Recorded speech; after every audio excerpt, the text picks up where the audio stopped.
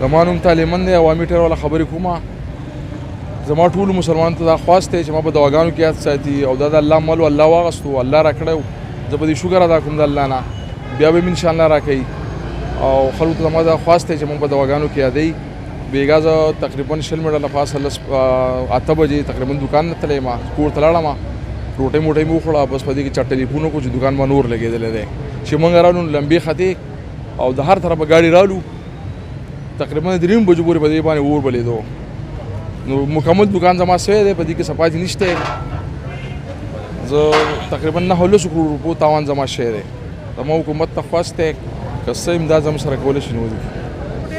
زما نوم یعقوب خان دی، زه د مینګورې اوسېدونکی یم. زه به خپله هم د ټیرونو دکاندار یم. زموږ د دې ملګري دا دکان سوی دی او دا ټوله دنیا راغونډه شوې. دوی ته پته ده، نور عام خلکو ته پته نه لګي، خو موږ ټیرونو والته به دې اندازه لګي چې لکه دا څومره نقصان وشو. دا تقریبا د 10-12 کروڑ روپو تاوان د ده وشو. د موږ هم حکومت ته اپیل دی چې دې زموږ غریب روډ سره څومره هیلپ کولی شي، تعاون کولی شي. ډېره مهرباني به وي. دا تاوان د دې وشو او لکه ډېر تاوان دی او ټول غریبوالی دی. د حکومت نه زموږ دغه دی چې که زموږ سره لږ امداد وکړي، د دې به ډېره مهرباني او